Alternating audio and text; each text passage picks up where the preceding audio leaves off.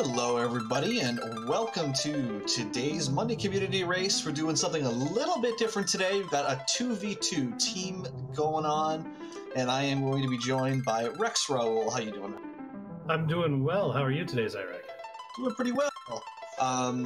So we'll try to really quickly get through what's going on here. We're going to have some teams here who will be tag teaming these the seed together to try and finish it out. Try to hit on the major points here. So it's KQNT exclamation mark, which basically breaks down to progression can be not only in the spots that you're probably used to if you're watching a lot of Final Fantasy IV for Enterprise, but the trap chests are also potentially holding progression for our players going forward. Yeah, and those trap chests, remember, even at the start of the game, there's three available in the Castle of Evelyn and one available in the Tower of Zot. So there's a lot of places right at the beginning of the game that people can check for key items, though that might not be their first choice of what they might. For sure, and then as soon as you get that moon or that underground access, your options exponentially grow. So there's a lot for even two players to be able to take down together quickly. And communication really does become a really big thing for a couple of reasons. One, with the trap chest, also the T4 flag is on, which means good equipment can be essentially anywhere. So being able to keep track of where the really good drops are and stuff like that is of the utmost importance if you want to be able to really get through the seed efficiently. Yeah, not only that, but the items that can be found in shops, even though it's only S2, with the JI flag, Japanese items in it, those especially important items such as star veils, sirens, and Bacchuses, the locations of those in shops, you need to be able to tell your team that. And speaking of communication, the teammates are going to be communicating to each other over voice chat. So for that reason, we won't be listening to the direct game audio from our runners tonight. We'll have other background music, but they are actually talking to each other throughout the course of this run. We've got four extremely seasoned racers here for you. Team Ninja Shirt, Penguinator, and Flurry 14. Two guys who are always hanging out in the races, and two guys who do a lot of the practice 2v2s, and two members from the RPG Valkyries, Demerin and Silverfire, who are also fantastic. Yeah, I think this is going to be a very good race. These are a couple very strong teams that are going to be participating in the upcoming qualifiers for the World Series of Free Enterprise or Enterprise for this exact same event. For sure. And it looks like we started, along with our starter Kane, we got Tella and a Samurai Armor. Samurai Armor is probably going to be nice early money. And I love Tella's start with 2v2. With T4 on, having access to exit, so that you have easy access to loot stuff like the Watery Pass and not Hobbs, I actually think is really, really nice. Yeah, and being able to get out of places like the Toria Treasury a lot faster. Now, what you're going to see is on both of the teams a divergence of routes. Since they can communicate to each other, only one person needs to loot Baron, only one team needs to loot Damsian, but they'll tell each other which chest, like they'll be able to let the other teammate know that that Avenger sword was found in Baron. For sure. And the general strategy, I mean, obviously it's going to be up to every team how they prefer to do things. Nice Shura summon in there if we wind up finding Iridia in the Damson Armory. Generally speaking, you're going to have one runner who's going to do the early key item checks, so stuff like your Antlion, Fabul, check them on Hobbs' character. And a lot of the times the other partner is going to be doing the round-the-world shop check, find out where everything is, get a hold of your hourglasses, your life potions, all of that sort of stuff. And then as long as you have any source of damage, whatever, then that the shopping partner can usually start taking on the trapped Evelyn chest, since they're all vulnerable to things like stop. And it's interesting how on the Sylvan Spelunker's side, Demerin, after looting the Damsian Castle, headed straight back to Baron because Silverfire informed Demerin that there's some really good treasure and shops available here. So headed right back here, and then Demerin can pick up the important items that were here and then be able to go on and do the rest of the routing. Yeah, for sure. That Avenger that you mentioned being the really big thing. I mean, Avenger Kane can basically carry you through to, the hook boss reel. Yeah. I mean, we're not guaranteed that it is a hook seat at this point, but that's definitely something to consider.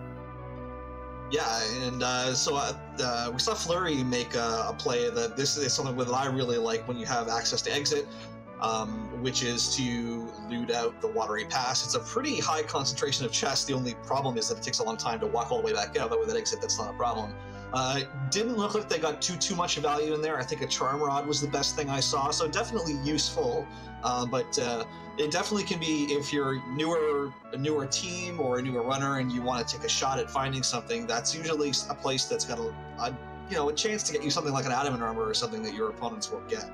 Yeah, with that T4, almost any chest can be anything, including that vaunted adamant armor. Now Demarin heads up to the top of Mount Hobbs, finds a nasty boss in Galbez, but finds a white mage in Rosa that everybody would like to have on their team if they can. For sure. I love that Wonder Woman fab palette that the Rosa in this seat is rocking here too. It's amazing. Yeah, that is awesome. I agree with you there. Props to our restreamer tonight, Scala Kitty, for all these fantastic paletted fab palettes. Yeah, they're definitely fab. For sure. And quick thank you to our tracker tonight, Maggie, as well, who's going to be helping us out throughout the evening. Yeah, give big props to Maggie. This is a very tough tracking job tonight. Yeah.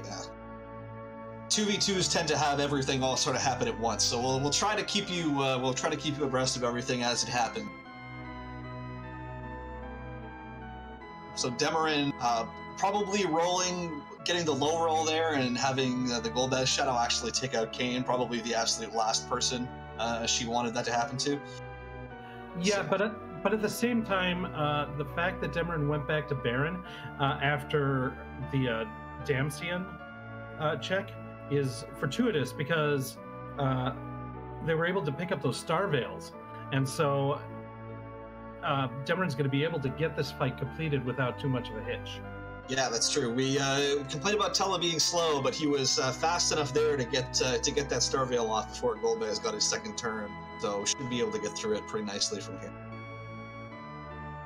Yeah, and at this point with Avenger Kane, it's the fight's over, and well done there. And that's one thing, that the communication between the team members is what allowed that to happen, because if Silverfire didn't instruct about where those Star Veils were, and Demarin just went up Mount Hobbs, that would have been a lost fight or a reset.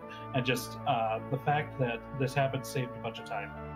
All right, so here we go. This is where things might start getting crazy. So Flurry has found the Magma Key off Bahamut and Antlion, and so now this is where things are really going to open up for Team Ninja Shirt here. So I would have to imagine Flurry is going to take this Magma Key and basically immediately head underground.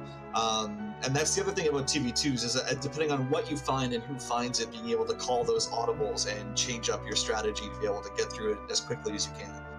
Yeah, at that point, it would often become Flurry's job is now going to be to check all the spots in the underworld, and that could be chests for loot, shops, the free key items, maybe depending on what equipment they've got to do some other key item locations, while Penguinator's job is just to clear out everything available on the overworld. For sure. Looks like Penguinator's going to go and grab his Magma Key. I wonder if he's planning on going straight underground as well, or if he's just trying to get this out of the way for a couple levels, knowing that he has to do it anyway, or will most likely have to do it. Yeah, it could be different. And, you know, we're kind of talking kind of in basic general terms that we've seen and maybe that we've been able to run and when we've been doing things. Any of these teams, they might have their own strategy, and it might be very different than what we think of too. For sure. We unfortunately can't hear what the runners are talking about. That would just be absolutely chaotic and crazy, as interesting as it would be.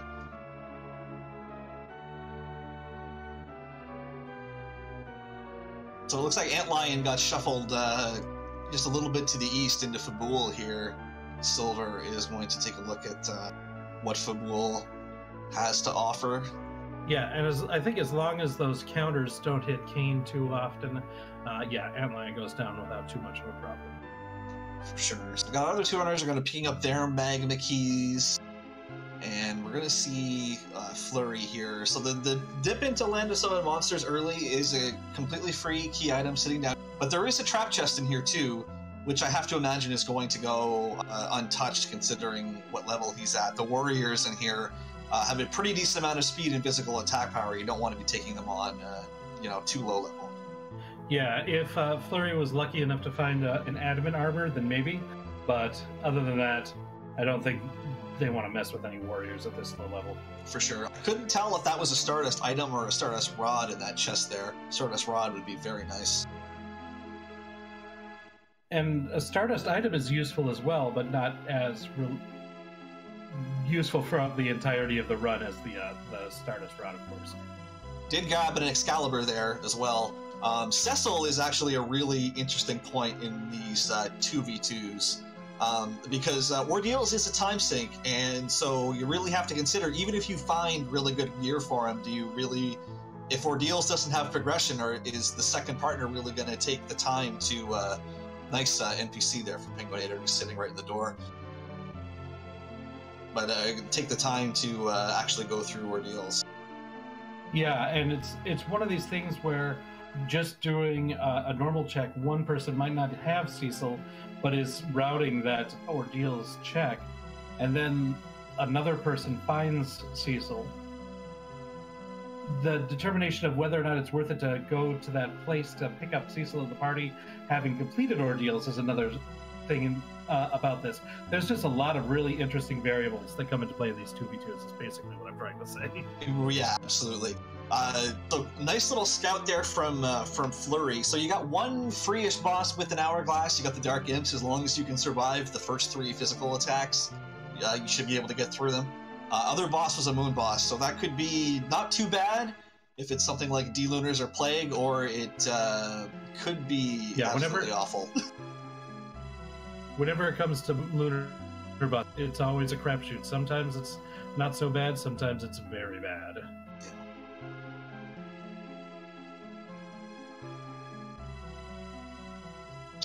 So the Sylvan Spelunkers here are staying in the overworld for the most part. It looks like, right?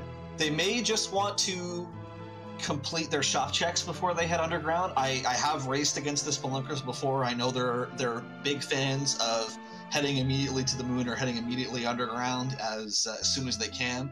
So we'll see. I believe they both have their magma keys, or at least Demarin does. So kind of expecting her to go to underground shortly. Yeah, it might be that they're looking for a specific item in a shop before heading there. Maybe life potions, maybe... Well, we saw the Star Veils already, but there might be something specific that we're looking for. But it looks like Demarin's heading to Eggart now. Alright, I expect her to head underground from here. Got some really nice Rosa gear I'm noticing in Flurry's inventory. Got an Artemis bow, white robe, tiara. So that could get some really nice Rosa strats potentially, assuming he does wind up picking her up at some point, which I would have to assume is the best white mage that he will. I think so too. I do think that the white robe and the Artemis bow are very nice for 2 different builds of Rosa. They don't really mesh together as well, but it's kind of the best of both worlds, I guess. Yeah, for sure. I mean, the Artemis bow, because it lowers your will and your wisdom, it does sort of, even for Archer Rosa, sort of open her up to taking a lot of potential magic damage. White robe can sort of mitigate that a little bit. But yeah, I hear what you're saying.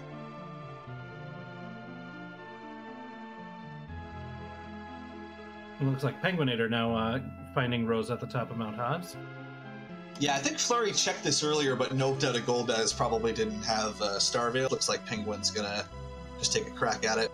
Yes, Penguin did the looting of Baron at the very beginning of the run, so would have found those Star Veils for sale, so this makes complete sense.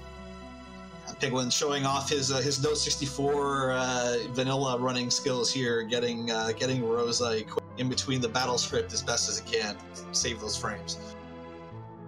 And Silverfire picks up Rosa as well, so yeah, not a surprise. Rosa's a very high priority character, very useful with both the archer and the mage builds, has very good HP growth, just very versatile, a character that everybody's going to want if it's this easy to get.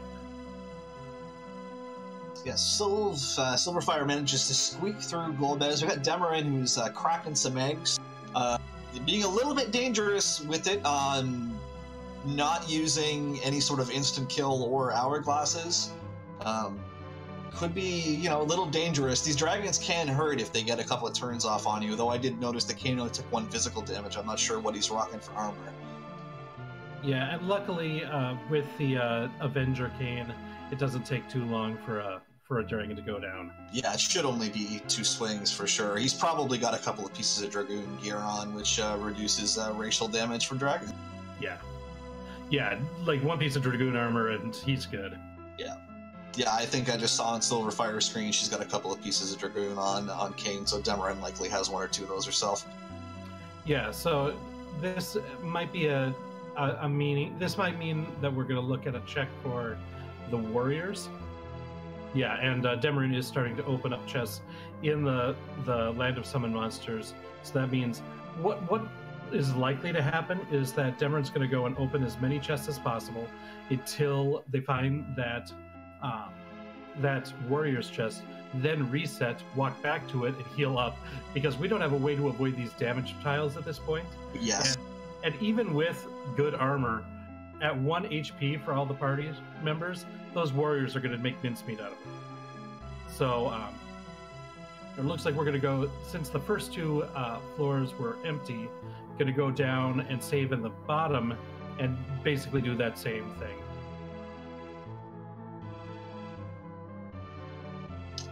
Right, we saw Flurry complete the Sheila 1 check for just an ice shield, so no dice there. Sheila's holding, we're going to need the pan first. Yeah, and Demarin picked up that chest, now confirm it was just a regular Stardust item, not a rod.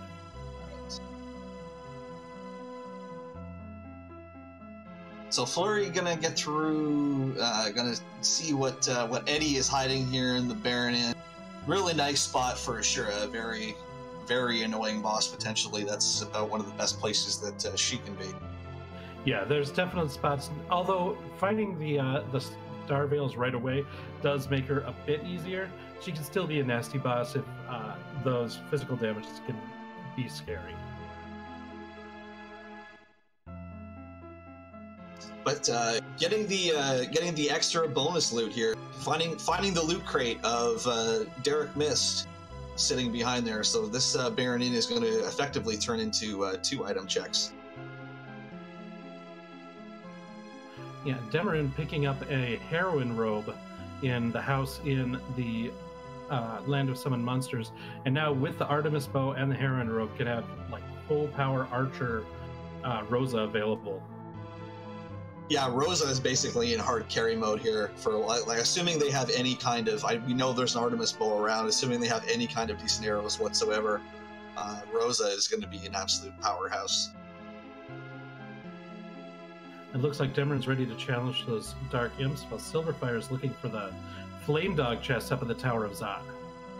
So Eddie was holding the Legend Sword, so we're halfway there. We have underground access to be able to forge the crystal. We have the Legend, just looking for access to Zeromus and the Adamant now. Yeah, and so that means the Baron Inn is required, and doesn't mean that Eddie is required. It means that you'll have to at least talk to him. Right. Last week, Eddie was required. Yes. It may not be too nice yet, Scala. I mean, Adamant could be at the end of some humongous key item chain. We have found virtually nothing for key items. That's still very much on the... Yeah, absolutely. Those typically tend to be, in my experience, the longer 2v2 seeds, when it's just like an enormous, gross chain of last check stuff, one after the other, and it's just awful.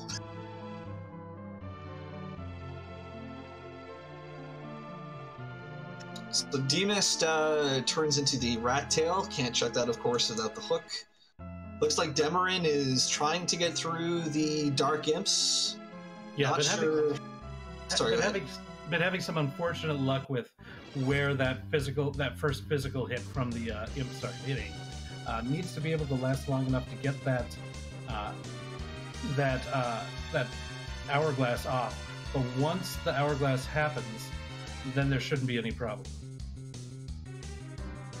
Yeah, probably going to have to take that Avenger off of Kane. He's likely going to get the turn first. Probably should, yeah, looks like that's exactly what she's doing. Yeah, should have a much better opportunity to get that hourglass off.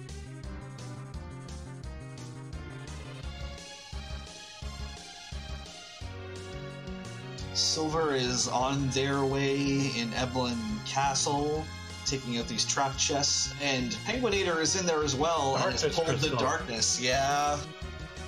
3/4 of the way there. Oh boy. So yeah, so here we go. So you can see Penguinator pausing there, probably discussing what he and Flurry want to do with this. Because now you have 3 major sections. You have the overworld, underworld, and the moon, and you only have 2 people. So who's going where?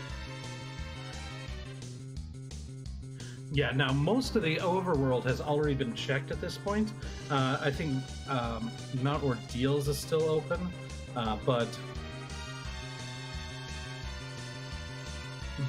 we've got mostly underworld and moon and underworld at this point. Right. Once Penguinator finishes with this Mad Ogre fight here in the Evelyn Castle. Yeah, the other thing that's always a little troubling is that there's so many potential key item spots on the moon between the 6 key item chests and then the hair dryer's chest and all the stuff, all the trap chests in the subterranean itself. There's a really decent chance that a lot of these fetch items that we're missing, Luca Key, Tower Key, Baron Key, etc., are all up there.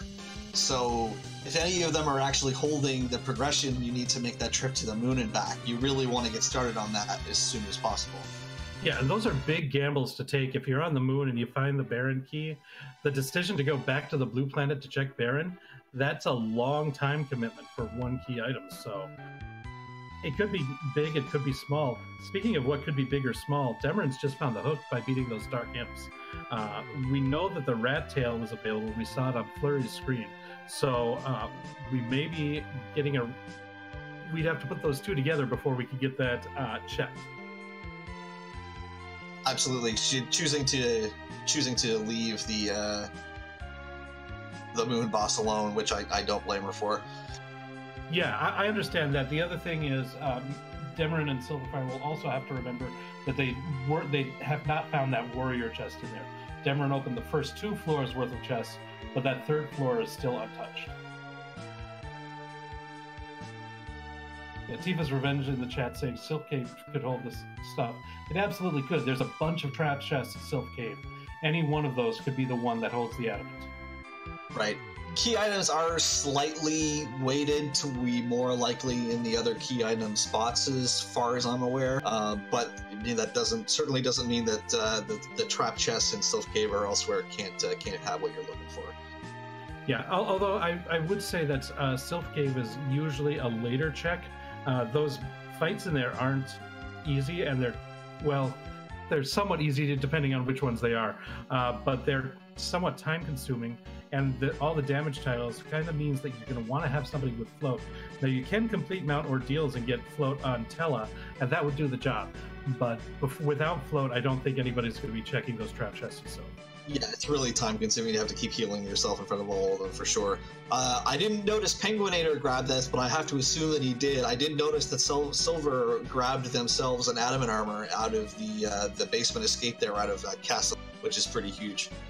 Oh yeah, I can't imagine that either one of them would have left that chest unchecked. So if you saw it on Silver, then I'm sure it's on Penguinator's team as well. For sure, not out of a trap chest, but yes, definitely sitting in there for sure. And yeah, if you're standing right beside it on T4, you're not just gonna leave it sitting.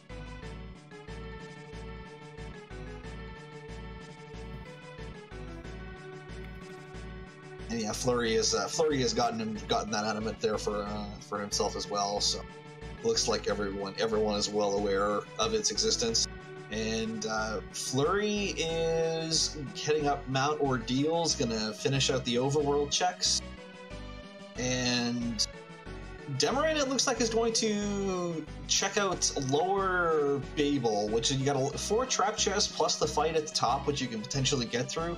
But it is sort of easy to orphan the tower key spot if you don't find it. Yeah, that's true. But there's still a pretty high density of spots with potential key items that it might be worth it. Demarin does find the pan in the tower, so that's a very nice thing to get. Yeah, pan is really good. Demarin might just dip out here and check that. Looks like she is.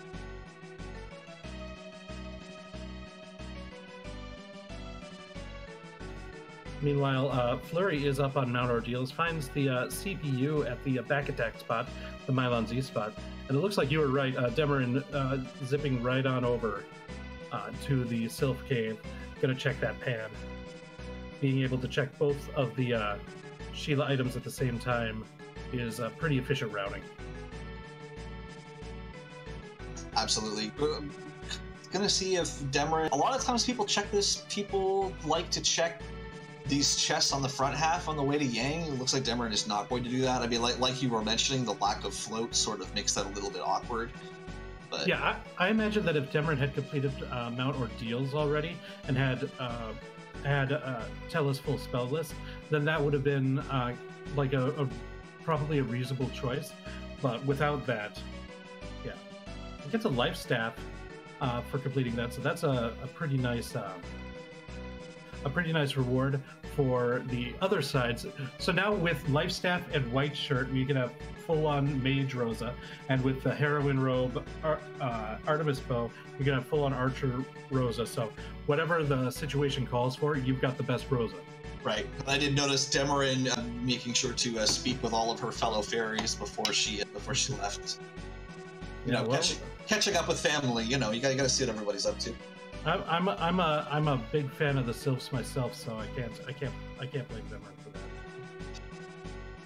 that. One other thing that I did note is Penguinator is in Dwarf Castle right now, fighting the Kaipo Guards. First boss in here at the vanilla Calbrena spot was Plague, which is really interesting because we know that Moon boss is sitting at Leviathan, and Plague is one of the ones you would really like to have there if you wind up needing to fight that. So it's a little, increases the odds that you have to get through an Ogopogo or a Wyvern that you really don't want to have to touch. Yeah, Wyvern I think would be the scariest one. Ogopogo, very scary as well. Pale Dim could be mitigated with illusions if we find it. Yeah, for sure.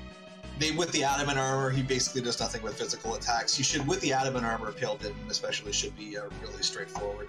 Lunar D's, you can always just use your good old Starveil and Frogs. So. Yeah, but it looks like it won't be the Lunar D's there because we see Lunar on Flurry's screen as the third fight up the top of Mount Ordeals. Oh boy. We're down. Oh man. Am I bad that I want Adamant to be on Leviathan now? Kind of do. Well, I mean, there's a lot of scary spots left. So That's true. Yeah, Scala pointing out not having no goods on Sheila today. Hand check also coming up empty for Demarin. Yeah, like we could still see like Kainazo at the Lunar D spot is the fight that has it too. So but there's still plenty of scary places. For sure. So Demarin is heading into Eblan, going to grab the Darkness Crystal and presumably her Adamant armor. Yeah, I would if Silver was my partner and didn't tell me about that Adamant armor, that would be quite upsetting. Right. I'm wondering if she's going to be heading to the moon after this. That would be my guess, considering the beelining right to the Darkness Crystal at this point. I think that makes sense. Yeah, you got Silverfire is sort of swapped into the underworld here, so I would imagine that Demarin is moonbound. Now, this might have been a play resulting based on like their relative levels, because we know Demarin had done a quick egg grind earlier. And so Demeron's got a bit higher levels than Silverhead. So at this point, it kind of makes sense for the person who has the higher levels to be the one responsible for clearing out the moon. So this was just like a heads-up play. Hey, we've got to switch where we're at because this is what's going to make the most sense. Absolutely. And this is what makes 2v2 fun for me, is being able to go through and make these decisions. And I think we can pretty much confirm that's what's going to happen because Silver has taken over Demeron's previous post in completing the Tower of Babel. Yeah, meanwhile, Penguinator is ready to activate the big whale at the Tower of Wishes. So Penguinator might be our first one of our featured runners to be on the moon. And then moon routing is another thing that's interesting. As you mentioned, there's that hairdryer's chest. There's also the last arm trap chest in the Giant of Babel, which nobody wants to think about, but it's there. And then there's Then there's Cave Bahamut, and then everything in the lunar subterranean. And so the decision of where to go first in there is an interesting one. Yes, it is. You basically have three options, I think, from most people that I've played with. You either check the auxiliary stuff first that you mentioned, your Bahamut, your last arm, and the hairdryer. Or else you tend to go directly to the bottom of the lunar subterranean and work your way up, or you tend to start at the top and work your way down. Absolutely. The other things pieces of information that we're going to get is what's in the Hummingway shop and the character at the lunar subterranean, which are going to be big pieces of info. Absolutely, and just see them right there in that in the Hummingway shop. Shout out to Invenerable, first person I saw do it. Mute bells in the trap chest seeds are actually really interesting because a lot of the trap chests in the Sylph Cave in particular are quite fast. And even if you get an hourglass off of them, they'll usually, especially the ghosts, have that really long Fire 2 animation. If you mute them with a mute bell, then you don't have to sit through that animation, so it actually can wind up saving you quite a bit of time. Yeah, those ghosts are really annoying if you don't mute them before they get that Fire 2 off. Now, Demeron completed the Baron Inn, got the Legend Sword, and is now picking up that rat tail. And Demeron does have the hook, so this is something else new that we haven't seen yet that we're going to be able to check. That's true. And it looks like Sol may have picked up a key item out of Tower of Babel, but we're not exactly sure what it is, if that's the case. So hopefully we can take a look at their inventory next time they open it up and see. We'll try to keep an eye on that. We had Dark Knight Cecil on the moon, which is super interesting. We found a handful of Excaliburs. So whether or not people or the folks who haven't cleared ordeals are going to take that time for that extra damage is sort of interesting. Well, it looks like Penguinator is heading back to the blue planet at this point. We'll see if that means a run 2 ordeals to transform, because we know with the Excalibur and the Avenger and the Adamant, like, Cecil could be a powerhouse. Absolutely. Speaking of powerhouse, Silverfire's got Spoon Edward, just in case people haven't had enough of that from the qualifiers. And it looks like the Rat Tail Turtle is just a Drain Spear, so the proverbial blank. Doesn't get much more blankier than that. I don't know. I think Team Ninja Shirt might have a equipment to say about that. Well, look, at least Ninja Shirt is good for Edge. Like, at least it's good for somebody. That's true. It's not good for anybody. It's an okay to dart. I guess it does some damage if you throw it. Fine. I'll begrudge you that maybe Ninja Shirt is a little bit worse. I think they're both pretty down there.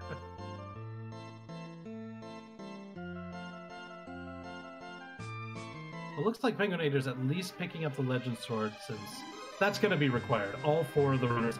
So one thing that we haven't talked about is how this race ends. Both of the runners for each team have to finish, and then it's going to be based on total time of each race added up. So everybody's going to need to get all the required key items. So it's not like the one person's gathering information and we're looking for just the best time for one person on the team to finish.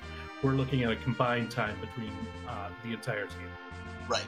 So I guess the simplest way to put it is that if one partner finishes way in front of the other one, if another team has both members finish sort of close together in between your times, they could wind up with a lower overall time and actually finish higher. Yeah, that's a definite possibility.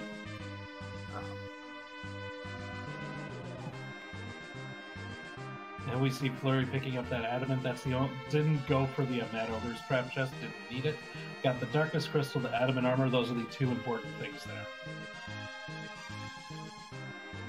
So we've been able to confirm that that item that Silver pulled out of the Tower of Babel was the Baron Key, which is really, really interesting because you have two key item spots hidden behind that, including Odin.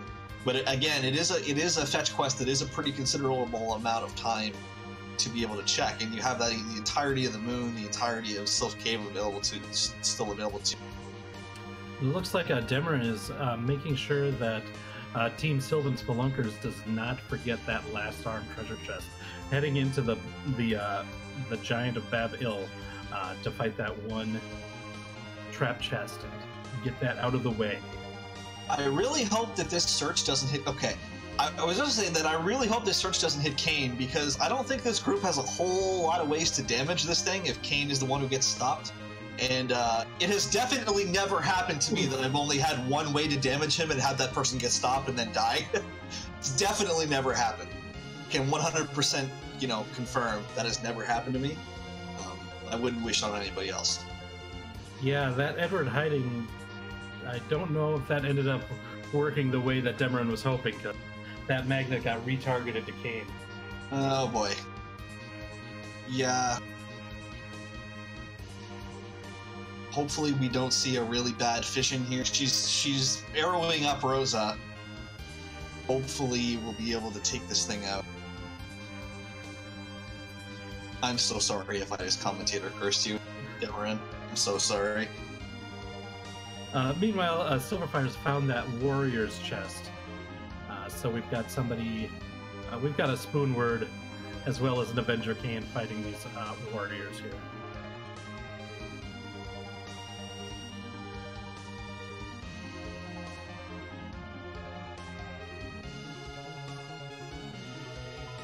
So we're not seeing the fission from the last arm yet, which is the really scary thing.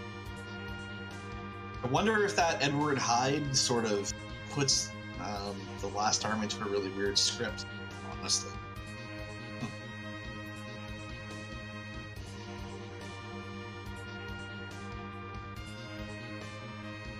And now the magnet hit Rosa, so I believe Edward's the only character left who can move.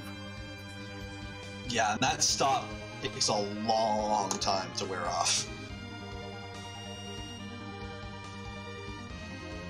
Looks like Flurry now on the moon picking up Cecil, but since Flurry had completed Mount Ordeals, it's a Paladin that he's getting to start this. Alright, I guess the adamant armor is probably potentially paying off there. That fission actually only hit Tella, so Demarin manages to get through this and pick up the Hourglass 3 that she was looking for, I'm sure. Yeah, that's a reset. If that wasn't a key item, that was going to be a reset there, so... Yeah. Don't want to, and that's one of those things that if you're gonna check that last arm check, it's smart to make a safety save before you even enter the big whale, so that if it's not something that you need, you don't need to spend the time walking or warping out of the big whale or the giant. Yeah, absolutely. Looks like if I caught it correctly, that the warrior chest was a dwarf axe, which is not completely without use. It's the only thing that can get. Actually, apparently it was the Earth Crystal. The Dwarf Axe was elsewhere. Okay. Yeah, the Dwarf Axe was in an untrapped chest. Gotcha. But Dwarf Axe kind of helpful with Kane, especially. Only weapon that you can use to set him up with a back row blade. Yeah, it also can be useful depending on your setup for the final fight as well. We might get into that when it comes to it if it looks like somebody's going to use that. For sure. Although if we have Excalibur, Adam, and Cecil, I'm probably not worrying about agility anchoring too much. Yeah, they probably don't, but I mean, if we see it, then we'll comment on it, I think. Yeah, for sure. It's definitely possible that not everyone's going to get Cecil, so it could certainly be much more important for the people who don't. Yes.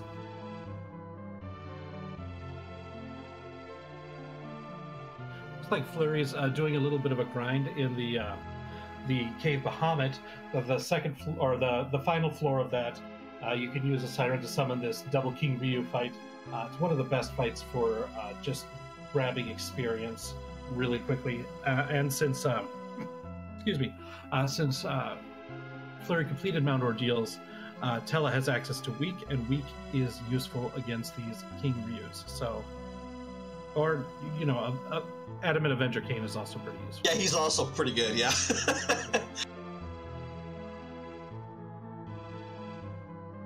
Yeah, so after a brief interlude back in the Giant, it looks like Demarin is back off towards the moon. Going to start clearing that out for the Spelunker.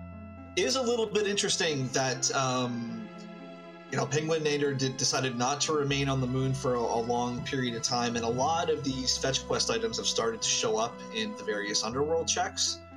So sort of, obviously, the teams can't know what the other teams are up to. But it does sort of wind up, sort of devaluing an early moon play a little bit. Yeah, it could be. I mean, when we're down to just one key item, it's kind of hard to make a judgment call like that. It is. But what's also interesting is the routing on the moon has been quite different. We saw Flurry head straight to Cave Bahamut, whereas Demarin decided to route the last arm and the hair dryers first. So now this might be that Flurry just wanted to head there first so that he could do a little bit of grinding first too. So it could be, I don't know if this is like a standard routing that they decided, or if this is like Flurry just made the call, I need to get some levels before I try any fights. This is going to be the best way for me to do it. Yeah, I think you nailed it with the second one there, because Cecil was still level 1, and one or two Rue fights, bringing him up to almost 2,000 HP, and then you can set him up with that Excal swap into Avenger. So he's probably in a. I think that's one of the things. I think it's important to have a plan, but be able to improvise based on what you have. Absolutely.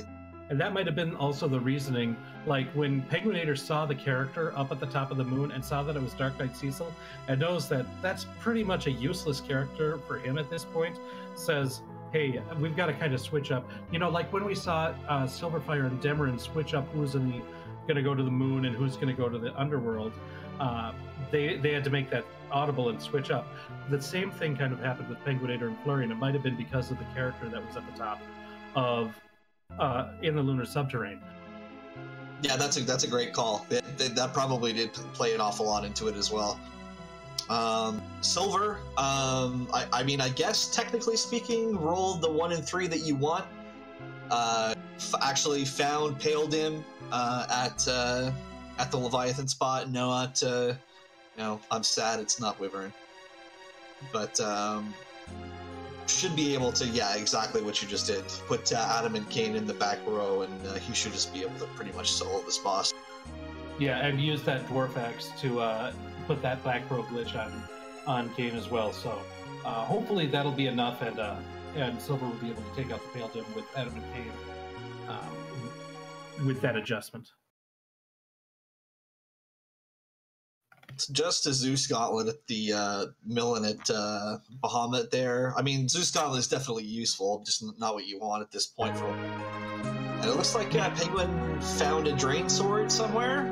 It's got that auto-healing Kane action going on as he's checking out Cave Evelyn, finds a Crystal Ring, which is pretty nice. I wouldn't be surprised if it was Drain Spear at the beginning of the fight and switch it to the Avenger partway through. Yeah, it could be the Drain Spear. Yeah, that's true. The accuracy on it is just so terrible. But yeah. So it looks like Ping. Yeah, Penguin's we're going to say the same thing. Yeah, Penguinator is going to run right through here. Going to check this out again. There's another large looting area, another shot at adamant armor, and going through and check the Mad Ogre chest in Upper Maple, most likely. Yeah, there is that one trap chest, and that is a trolley trap chest on Magna Seeds for sure. So you got to take that time to go and check that trap chest because it could be the one that has that adamant. But we'll see Penguinator most likely only going to be checking the convenient chests.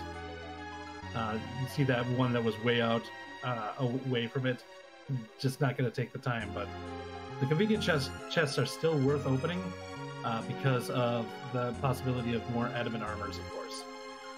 For sure. Well, it looks like he is going a little bit out of his way for a couple. Finding the ninja shirt, that should be GG for them.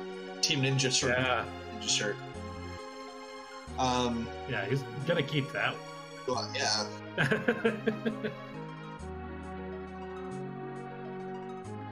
Ninja shirt is apparently worth at least 3 silver rings. Good to know on the exchange rate.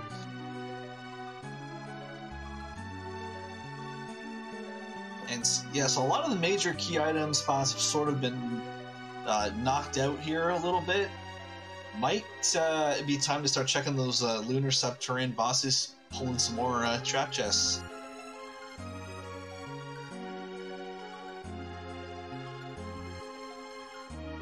Yeah, we're kind of winding down. The major places that we still haven't seen are all the stuff in the lunar subterranean and all the trap chests in the Sylph Cave have a lot of spots that we haven't seen yet, but a lot of the one-up, and then there's a bunch of one-ups that we haven't seen yet either, but those are the 2 ones that have a lot of. So finding Palom, Penguinator is very well known for pursuing refill skip strats on Zeromus, so he's probably thrilled to find as many mages as he can possibly get his hands on. Yeah, and also being able to get to 10 key items usually isn't very difficult in this. You've got a little bit of help by required to have both the adamant and the legend sword, which you get into the crystal, so that's 3 that you get no matter what. And between you and your teammate, you should be able to know which key items are very easy to get right away to get to that 10 grind. Yeah, absolutely. If you're not already there by the time you get the crystal. Yeah, for sure.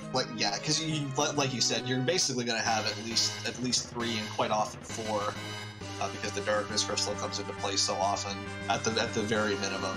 So yeah, getting to 10 is usually not a big deal.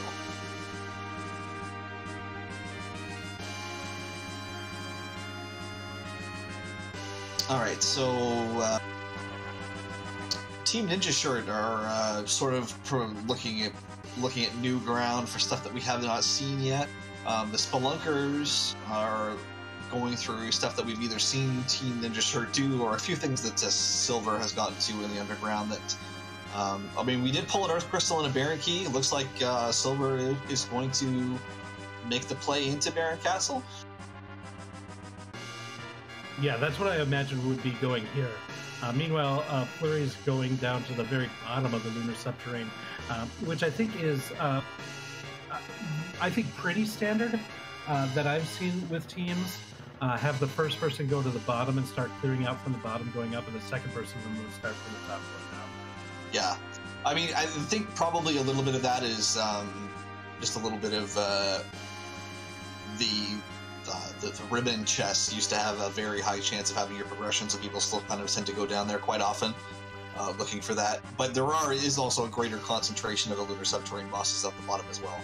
Yeah, I think and that ribbon chest in particular, especially if you're already at 10 key items, but even if you're not, it's still 100,000 XP, and so that's a real good start to getting what you need to fight all the trap chests. The second person who gets to the moon should already have a bump in experience from all the other things that they're doing before then, so starting to do trap chests from the top isn't necessarily going to be as difficult. Now, of course, the hiccup comes if this was a difficult boss instead of the water hag, then that could be a wrench thrown into the works, but in general, I think that's kind of the logic behind that. Right. So I'm interested to see what Demarin... Okay, so Demarin went around and checked the very first chest that's sort of around that big winding spiral at the beginning but it looks like she's heading straight down from there. Yeah, probably gonna gonna fight that water hag first down at the bottom too, would be my guess. Yeah, absolutely. So Penguinator is going to most likely get through most of Babel here, pull out that Baron key that Silver had previously pulled out of there. Yeah, it looks like Penguinator is using a Lit Claw or a Thunder Claw on Yang to make sure that those those alerts get one shot. It's just a little bit of an optimization to make sure that you get through these trap chests as quickly as possible. Yeah, those alerts are weak to lightning, but they also have a ridiculously large amount of magic defense. So just casting lit spells at them typically doesn't work. But lit flavored weapons like the Thunderclaw, yeah, those work pretty well.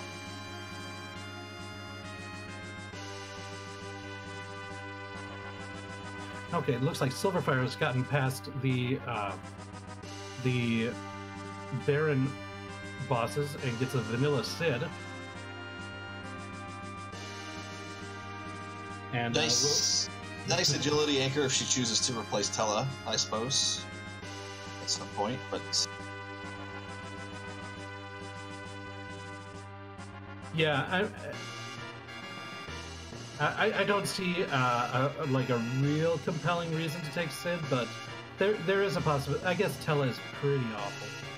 So if they choose to take Tella Sid, my apologies. And we're going to see what the key item is here shortly. Yeah, Tella's pretty terrible, but Sid is pretty bad too. So yeah. It might be a slight upgrade, but I'm not sure. Just a protect ring there. But it does also open up that Odin spot, as you mentioned earlier, Zyrek. There are 2 key item spots in Baron, and the second one is that Odin spot. So another chance for a key item for Silver here. Lots of stuff you can potentially clear out of this Baron. The east side of Baron is sort of deceptively chock full of chests you can check as well here on T4. Yeah. We'll see what checks Silver. We're getting to the point where we've gotten a lot of really good equipment. So the question becomes how much time do I want to spend opening chests at this point? Because there still are a bunch of trap chests which have, if they don't have key items, could still have very good equipment in it too. So how much time are you going to spend on non-trapped chests? At the beginning of the run, it's pretty important to do a lot of those. At this point, I'm not sure how much priority there is going to be of those. Looks like Flurry running into Valvolus. Yeah, that's I didn't catch which spot Val is at here. I believe. It's Crystal Floor. This has to be. Yeah, that's got to be the Ogopogo spot, right? Yeah. Yeah.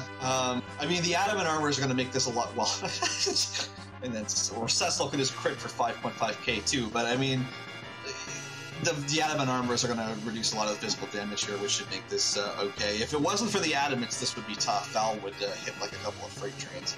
Yeah, and this is a very high HP spot, so it'll be a long fight as well.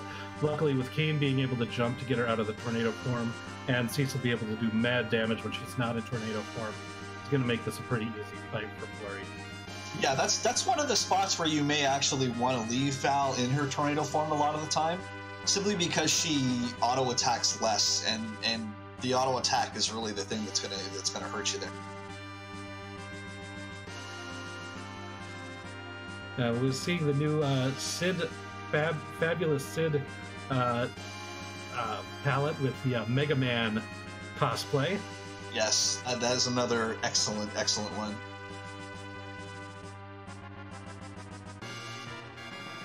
Of all the new palettes that just came out within the last update, I think I haven't seen more hype for one other than the Mega Man Sid. Mega Man Sid is up there. I mentioned it earlier. I'm a really big fan of Wonder Woman Rosa. I'm a big fan of Terra Iridia as well. Oh, haven't seen Terra Iridia yet, but I do love Wonder Woman Rosa too. That's a great one. I'll have to maybe pull up Iridia Seed to check that one out. And you see, after defeating Valvolus, Flurry's job is now to start working on the trap chests in the lunar subterrane. Basically, at this point, it's adamant or bust. Almost any other item, I mean, it could lead down another rabbit hole, but I think one person is going to be on lunar subterrane duty at this point. Absolutely. We're almost getting to the point where I think a lot of teams would consider bringing both people up there for the trap chest. Although Sylph Cave is still sitting there too, which is, I mean... Sylph Cave is so annoying, but it's like one of those, like, okay, I guess I'll do it. Someone's got to do it. It's got to be done, right? Yep. And you can see, like, Silver dropping off that hovercraft over by the Evelyn. So probably gonna head over there.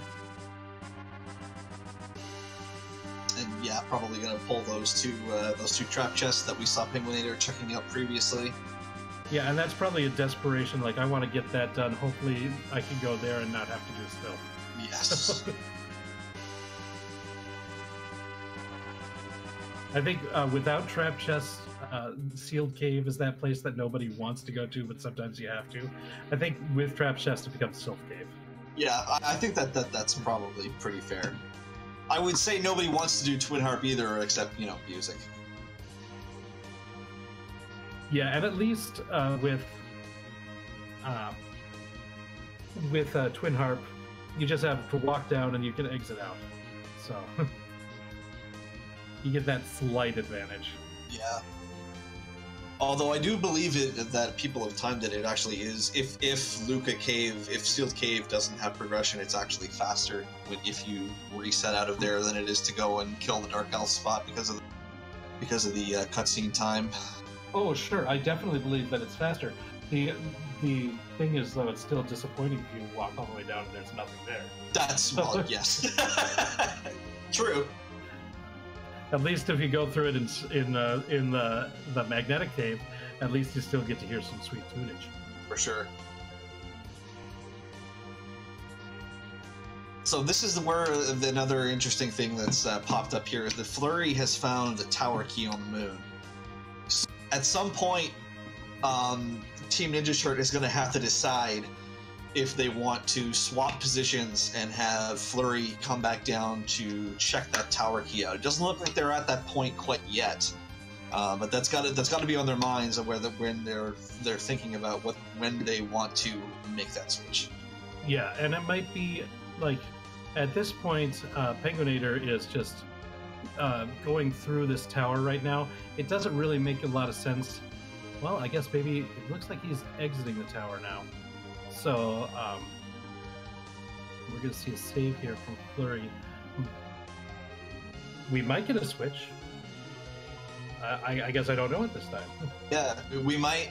I mean, it could just be a save scum, where he'll go check it and then just reset back up here. Well, it looks like he's just on his way towards Wyvern. So yeah, it looks like they're not quite ready to make that swap yet. Yeah, that's a tough one. If the tower hadn't been done by Penguinator already, then I think it would be a much more tantalizing check. At this point, since there's just that one key item there versus, 7 chests in the Sylph Cave, and there's still a couple bosses and a lot more trap chests up here on the moon. There's just so many more places to check that taking either one of the runners to a place where there's just one key item to check just is not very efficient. It's a gamble, though, and it's one that, like, if the gamble pays off, then you could end up, winning a big race like this. Absolutely. It'll be a little more interesting maybe if the Twin Harp or the not that. I don't think we're checking that. But if the Luca key or the Twin Harp also shows up on here on the moon, because that's gets another one of those potential fetch items off the board. Yeah, I don't think that package is being checked either. That's not. I don't think that's in the cards today. I mean, as much as Team Ninja Shirt would love to have a ninja to put that ninja shirt on, yeah, probably not gonna take that time.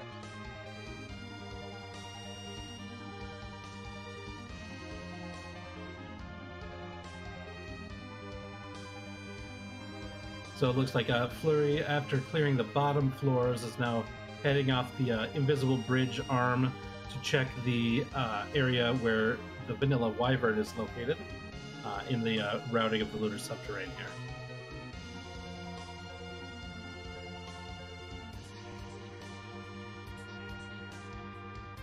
See you sitting at the wyvern spot.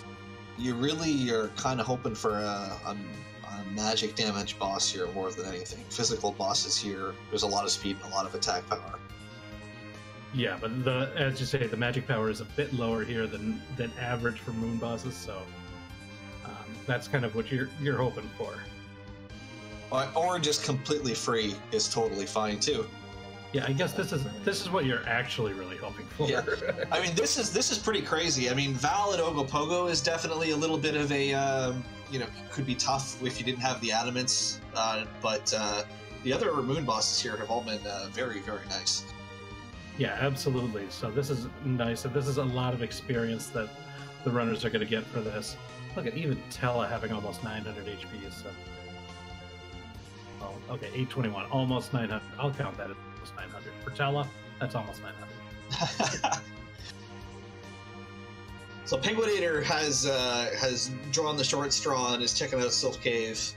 Did find the Sand Ruby. I did not know who the Sand Ruby character was earlier. I know we had some people in Kaipo, but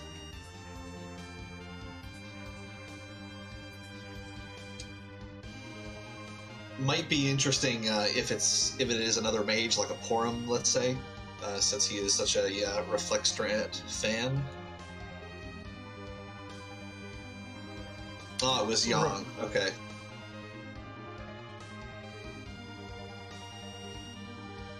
Yeah, I think even with picking up Palom, I think still looking at probably a hybrid strat from Penguinator, but does pick up that Twin Harp there.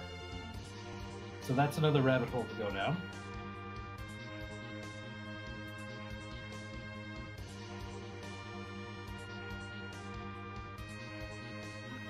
And it does sort of help push out that potential tower key check here, because it's one less fetch item that can show up on the moon, and now Penguinator has something that Flurry does not have, so he's going to be much more inclined to go check that himself. Which he may be doing here with exiting out of this cave. Yeah, either that or Penguinator finished one arm. Like, there's a couple different paths within the Sylph Cave to go through. So might be heading back up and doing, sometimes they're referred to as like the front end or the back end, or right. Whatever cue that you have between you and your teammate to communicate which one's which. There are a few trap chests in Yang's room itself. So I just would have thought I would have seen him go all the way down if he's going to the front, but either he or Flurry may have actually checked those earlier when they were in here. Right, so yeah. They know those ones are blanks. Yeah. Oh, there's our adamant. Yeah, we've got it. It's Sylph Cave. So you see the immediate exit out of the subterranean from Flurry, and back down. Yeah, this puts Team Ninja Shirt in a big lead here. Puts them in go mode. Is Flurry going to be at 10 key items after this turn-in? I think it'll be a little short, but we know that like both the hook and the no, not the hook, the hook is relatively free. It's just a Dark Imp fight in right. So the hook's not that bad. We know the Twin Harp was in a trap chest in Sylph, so that might be some extra key items to get to that 10 point. We know the Earth Crystal is just sitting in the Warrior chest, but Team Ninja Shirt doesn't know that, so... Right.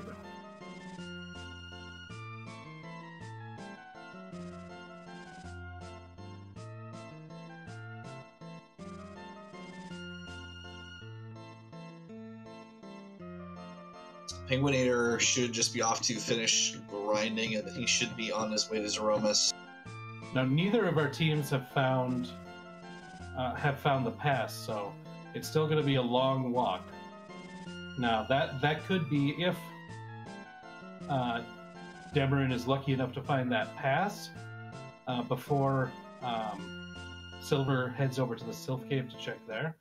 That could be a way to make up at least a little bit of time.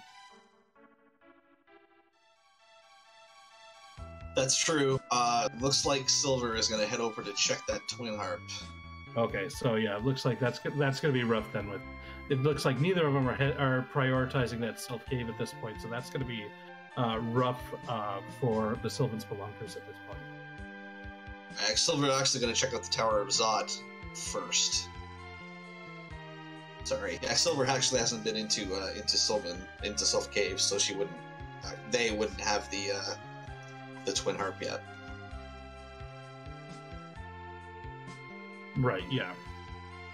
And it looks like it's going to be the egg grind for Penguinator to finish up. It shouldn't take too long. Looks like the Palom is probably going to be the only one who needs quite a bit of levels, but at this point, with the, I believe, Penguin does have the 10 key items, because he did forge the crystal, right? Penguin? Yeah, he did anyways, too. Yes. Yeah, before then, so... Yeah.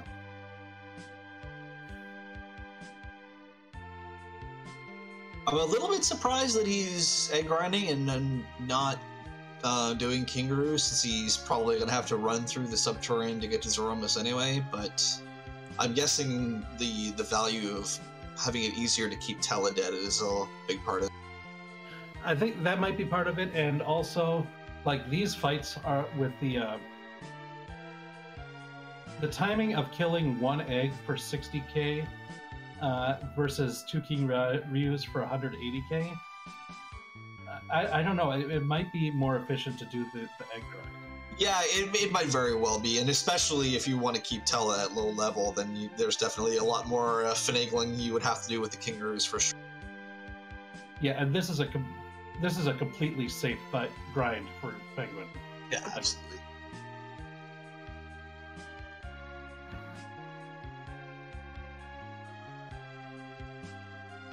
Looks like Silver does see Fusia up at the top of the Tower of Zot, so that is pretty powerful character. We'll see if they want to add the Lunarian to the party. Yeah, I have to imagine Silver is taking Fu here. Porum probably not so much. Yeah, Porum is not, especially in a seed with both Fusia and Rosa readily available. Yeah, sorry, Mega Man Sid. You were nice and bright blue while you lasted. He's just gonna go help roll with the housework. It's fine. Yeah, probably.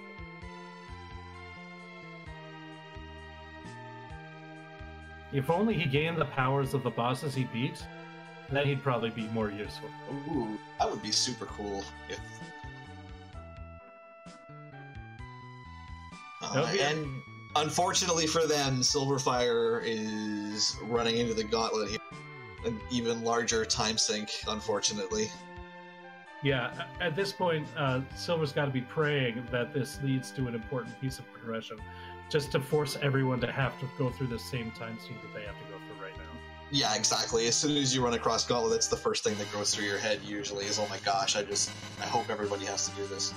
Yeah, because if it turns out you're the only one who's going through there, even if you're the only one on your team, that means half of your team is going through a time sink for nothing. And in this case, we happen to know it because we have the advantage of knowing what Penguinator and Flurry knows, that adamant is located in the Sylph Cave. All right, so we do actually have a few finishers off stream. Team Bulwark of Kirshen and Supremacy actually managed to slip this in under an hour for each of them, 57:38 and 59:28. So GG's to the two of them. And Simbu, who is actually running this race on his own without a partner, has finished in third. So, if anyone needed more reason to respect Simbu, there it is. Like, come on, Simbu, why do you gotta show us all up like that? No, Simbu's great.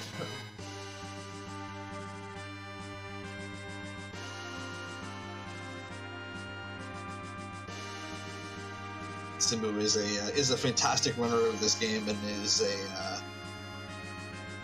Yeah, Simbu's definitely one of the people who knows the mechanics of this game inside and out. I was just about to say, in terms of the mechanics of how FF4 works, Simbu is the guy you want to hit up on Discord for sure. Yeah, if you're wondering how something works, you can usually ask him. I don't know. Yeah. But it looks like Penguinator is walking down the bottom of this lunar subterrane. So I think it's about time to ask, and with Flurry right there too, whose butt are we going to kick tonight? Whose butt are we going to kick? Who's your money on? It is butt time. I think I'm if it's anything from a classic Dragon Quest, then it'll give all the joy for me, because I love those NES Dragon Quest games. All right. We had Necrosaro in one of the Edward seeds for sure. Yeah, that one. I was doing commentary for that. Awesome. All right, perfect. You know, Natar is racing. I'm going to throw my money on Ultros. I always do. It never is, but one of these days it will be Ultros. Octopus royalty. That's a good one too.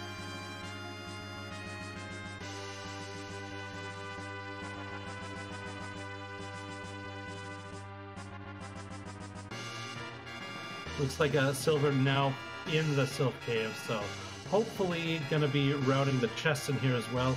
Does have floats, so going to be making those checks. It's only a matter of time, but looks like as of right now, time is not on the Spelunker's side.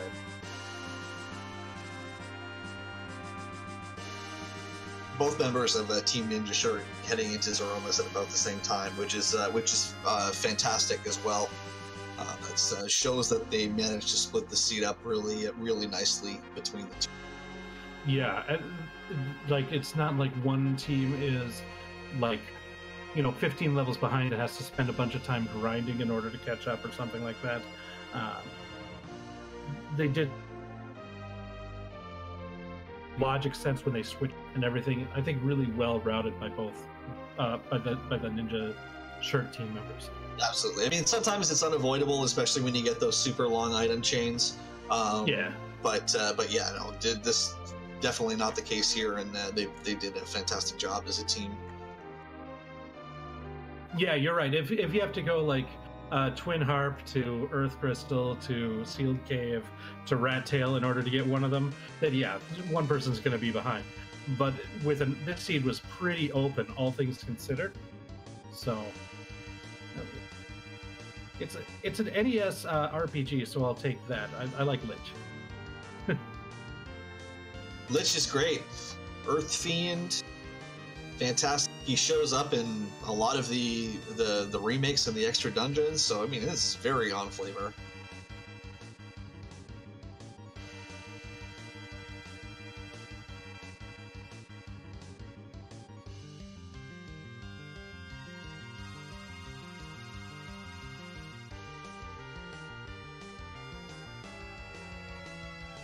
So it looks like Rosa and Kane are the only similarities in these parties. Well, I guess Tella, even though Tella's dead for one of them. Yeah, well, I mean, Tella. Yeah, I mean, he's doing his job. It's fine. It's just what Tella does. He makes sure that flora stays right where it is. It's an important job.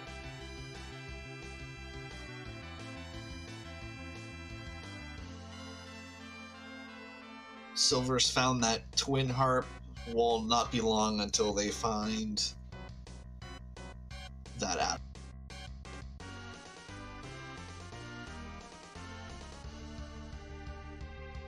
Yeah, Flurry's got a lot of power here with his Cecil and Kane.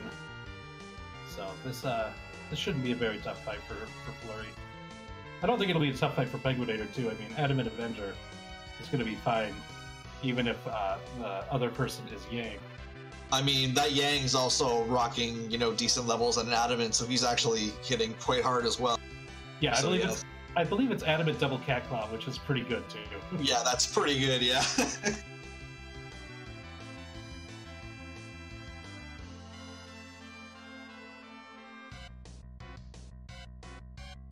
All right, there it is. Actually, Demarin, the Spelunkers were actually teaming up to do Sylph Cave there, and Demarin actually pulls the rock. Yeah, I mean that just kind of shows how much of the seed that they completed. That it's they were both they were tag teaming that Sylph Cave at the same time, so they got goaded into completing the vast majority of the seed, and that's that the luck of keeping that Sylph Cave to last versus where Flurry and Penguinator did is the difference in this run. Because before that, they were at a pretty even pace. Yeah, they were. They were very much neck and neck throughout most of this seed. Let's see some rocks falling over on Penguinator's screen, so that should be done pretty soon. And there it is, the crack boom. Penguinator finishing in 4th place overall with a time of 1:13.10.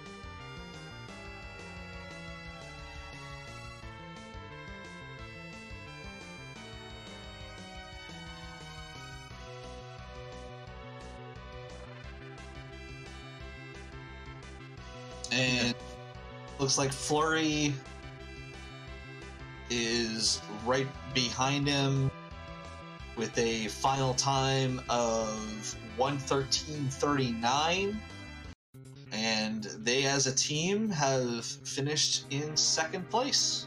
Well, 3rd, including the one-man team of Simbu.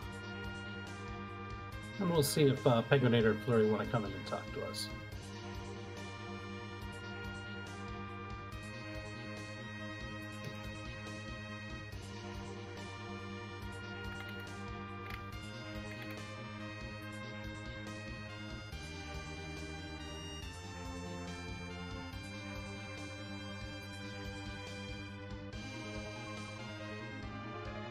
So GG's to Team Ninja Shirt. Spelunkers are basically on their way to Zeromus. We're just grabbing another level or 2, it looks like. And I believe we have both Penguinator and Flurry. GG's on your finish tonight. Thank you. Thank you. So tell me, how do you feel about... You can tell me about this seed a little bit, and what do you think about the 2v2 format overall? I've been enjoying it a lot. We've been doing about 1 or 2 per week, and it's been fun working with Flurry and figuring out some interesting strats for the different format. So yeah, the main... Go ahead. I was going to say, the main question I had about your run this seed was Penguinator. When you first went to the moon and you went into the lunar subterrane and you saw that the character was Dark Knight Cecil, when you saw that, we saw that you headed back to the blue planet right after that. Was the fact that Flurry had already completed Mount Ordeals, did that make you want to switch who was going to do the moon at that time? So I think at that point I was planning to come back no matter what. I was hoping to get that last character and then I could level them a little bit, and also I figured Coffins would be in that moon shop, so I wanted to come back and kill the Dark Imps. But there was also the fact that Flurry had cleared Ordeals, and he loves his Cecil, so I wanted to let him get that. It's true. It's true. Like, I had initially done Ordeals to get early float. Sure. Which, in hindsight, would have been even faster, since I would have probably hit up Soul Cave pretty quickly, because we also had Mute Bells there too, so the fights wouldn't have been too bad. But yeah, like I had already gotten an X-Cal and had done Ordeals, so I was like, if you see Cecil up there, and we kind of switched it up. So yeah, it worked out good. Yeah, for sure. I guess the other thing that I was curious about, and I don't know if you guys want to reveal your team secrets, but you pulled the tower key out from up there, Flurry. So what kind of communication is there about like swapping to be able to go down and check that, have Penguin go back up, that sort of thing? So I guess the communication was basically, great googly moogly, why is the tower key here? I don't want to do the tower key. Gosh darn it, tower key. Fair. I think at that point, because we were one item away, and there were still a lot of moon checks left, it probably didn't make as much sense to do it right away. Penguin, he did stop at the trap chest because I think he had gotten like all the trap chests after 2 floors. So if we had got, I think it was in one of those item locations that because we were one item away, if that happened to be where the last item was, then, 17 out of 17. Yeah. That's pretty fair. At the time that you found it, we still had quite a few of the sort of fetch style items were still out there, and we didn't know where they were. So that was, we kind of figured, until you guys maybe ran across 1 or 2 more of those and crossed them off, that probably wouldn't be very high on your priority list. But I was just curious how that came up for you guys. Yeah, it was definitely weird in that we got all the travel key items super early, but all the other transition items weren't there. I think I went up to the moon at 4 key items. I think Pengu had like 5 or something like that. We were sitting at, I think, Darkness Crystal, Magma Key, Legend Sword, and Rat Tail, and that was 20 minutes in, to the point where he decided to switch it up. It was like, there's going to be a lot of items. I kind of have come along to the idea that I feel like chains are kind of a trap in K4.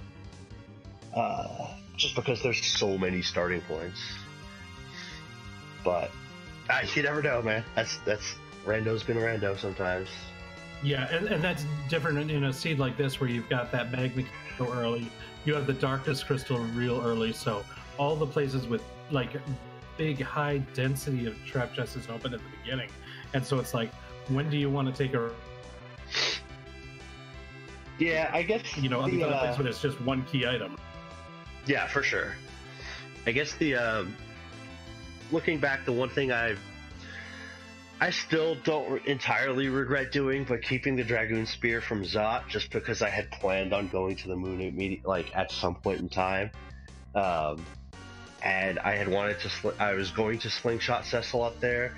I probably lost about a minute and a half if I would have just not done that. And I could have used Weak from Cecil, but I really like having dragon killing stuff going up to the moon.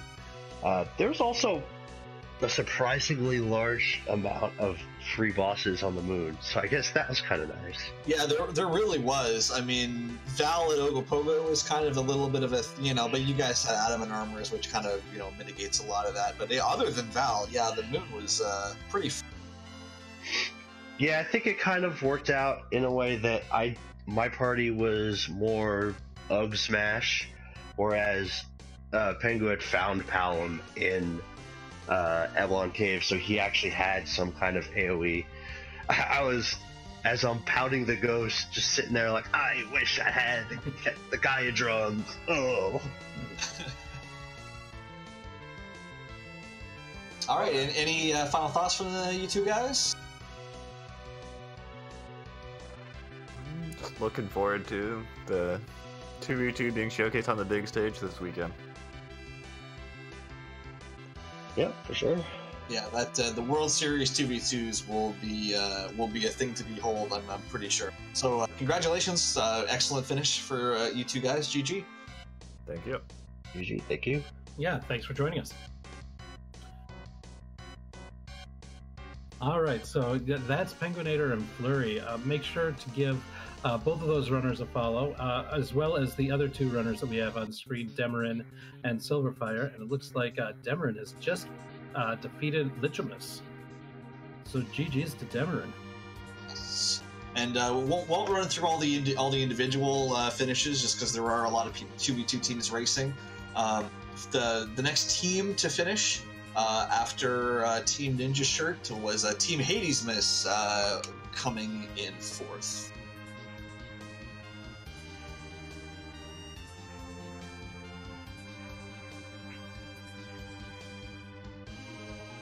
And so now Silverfire heading down, making the long walk down to the bottom of the lunar core to find Zeramis.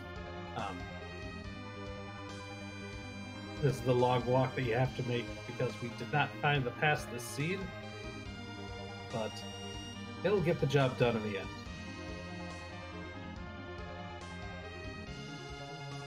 I've got another team finish, team that just got created in the race channel. Team Free Agents, combined time of 2:37:33. Maria Iker. Yeah, if a team that hasn't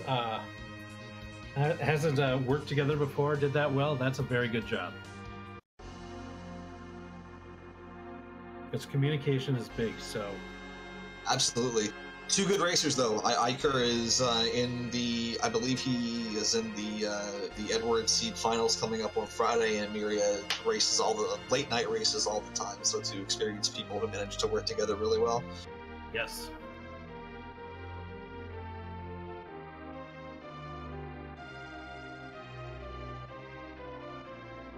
All right, Silverfire now going to be transforming Zeramis into Lichimus and getting the final battle underway.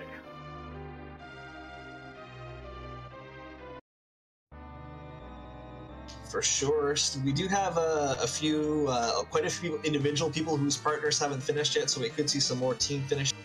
Speaking of which, Team Nightquay, Nightdew, and Christopher Workin finishing with a combined time of 2:40:38. And we see a much different team setup for Silver than we have with the others, especially since we get Spoonward as one of the main damage dealers in this one. Just immediately. Just immediately eats that nuke, which is unfortunate, but... Yeah, that's what Life 2 is for.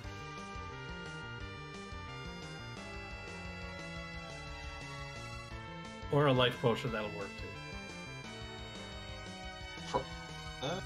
Okay, let's say maybe gonna try to hide him in front of the next Big Bang, but no, apparently just gonna get whatever, well, I was gonna say whatever DPS that they can, but...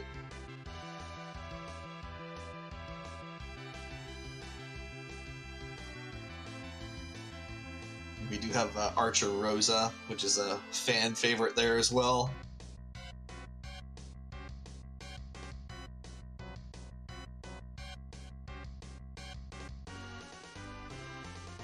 Yeah, now that the Zerkers are all in place, the DPS is going to be very strong.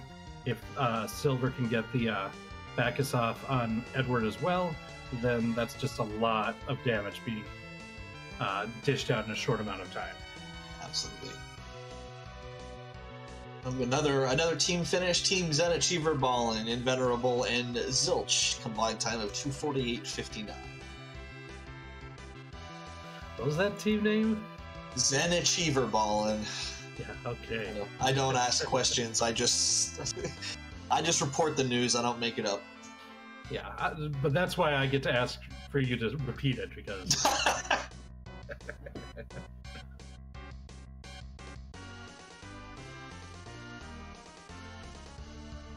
But yeah, once Edward's up and Zerked, that's the crazy stupid damage being done.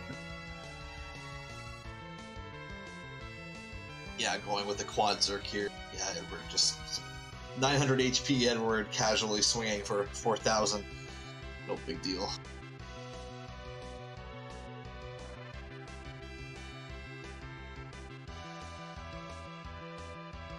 Silver not even wasting time with a Cure 4 animation, just letting the Zerkers absorb all of Zoromus' turns here.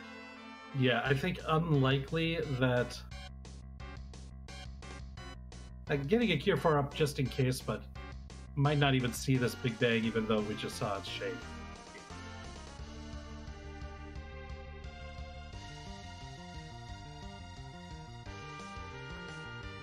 I would definitely call this a better safe than sorry Cure 4.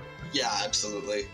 Even if that Big Bang did get off, it's not killing Yin and Yang, who could probably just take the fight from here. Exactly, yeah. Oh, that Big Bang did hit. Edward might just... The counter nuke at the beginning that took out Edward probably is the reason that this Big Bang got seen here. Yeah, most likely.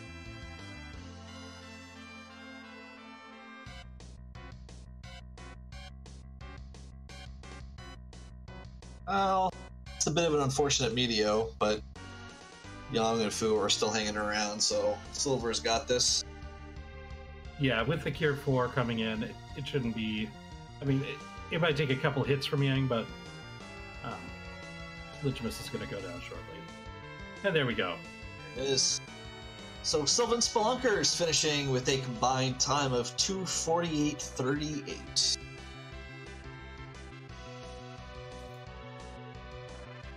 And we'll see if Demerin and Silver want to come in and talk to us for a little bit.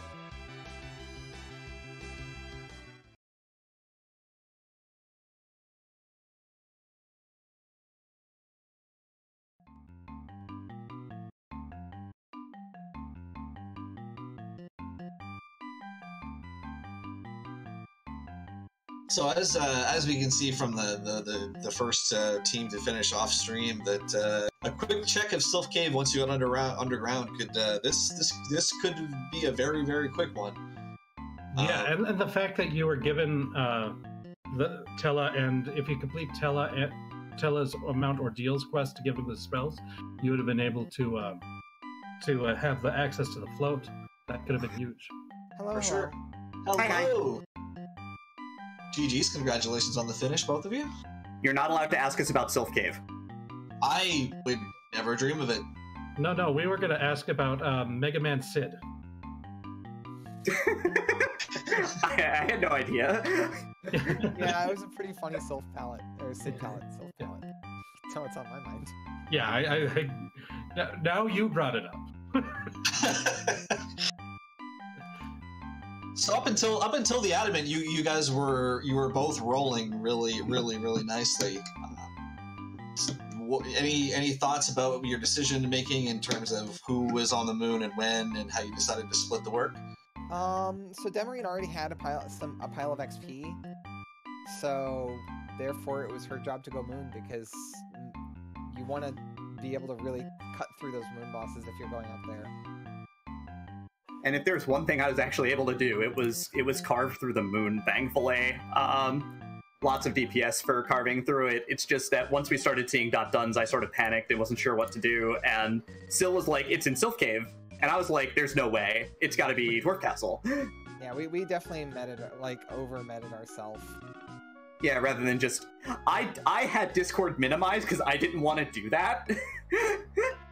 And that actually probably threw us off more than it should have. Yeah, metagaming. Yeah, exactly. Yeah, when you meta too much. Yeah, no, it happens. Meta too hard on .done. Yeah. That other people check Sylph early. Yeah, but that's the proper meta now, and that was because of us. To be fair, it's also because of that seed that we vetted at the end of Twin Invitational. You mean the one where it was the Baron the Key one where we in... got 105s and and both teams 100%ed it because it was like Baron Key in the depths of Sylph Cave into that second half of Go Mode. Yeah, that happens.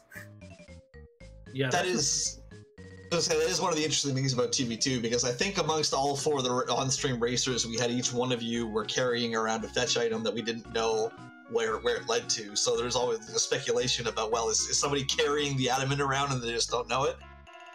Yeah. It's certainly something we were concerned about. Well, and the fact that the seed was so open right from the beginning that there's just like almost infinite ways to go. Too free for us. Yeah. Yeah.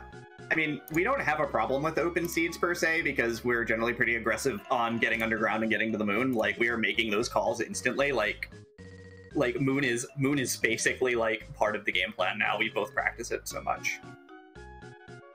I think that's a smart move for a team, for sure. With all those locations that the important key items can be up there, I think that's a very good way of doing that. Just unfortunate that your relatives couldn't tell you the adamant was there, Demerin, when you spoke to them. No, they're not that helpful. Yeah, that's how it goes sometimes. Yeah, they should have just said P.S. upstairs. P.S. other side would have been perfect, but didn't happen. But yeah, it was a really close race from what we could see between you and Team Ninja Shirt. The two teams, you were back and forth checking a lot of stuff. I mean, obviously it comes down to who took a crack at Self Cave first. But yeah, no, it was a very, very entertaining, very close race to watch for sure.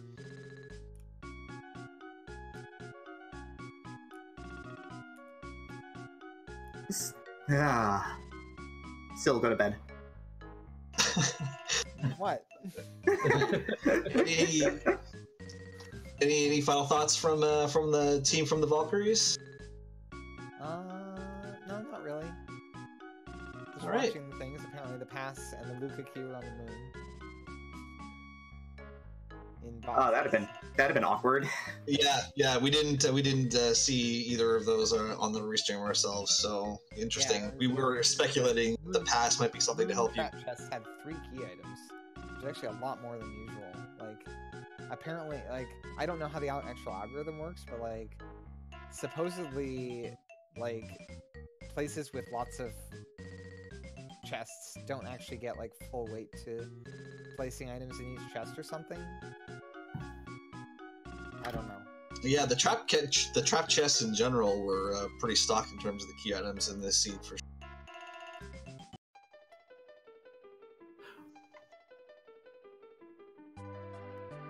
Well, once again, thank you for joining us. Thank you for letting us watch tonight.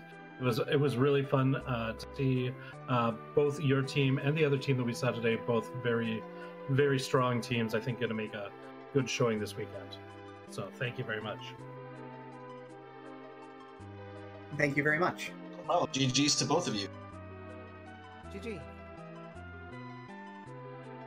All right, so that is Demarin and Silverfire, the team Sylvan Spelunkers. Make sure to give them a follow for their great job on the run tonight. Remember our other runners from Team Ninja Shirt, Penguinator and Flurry 14. Also make sure to give the hardworking people behind this run a follow. Our restreamer today is Scala Kitty, and we have Maggie the Cat on tracking.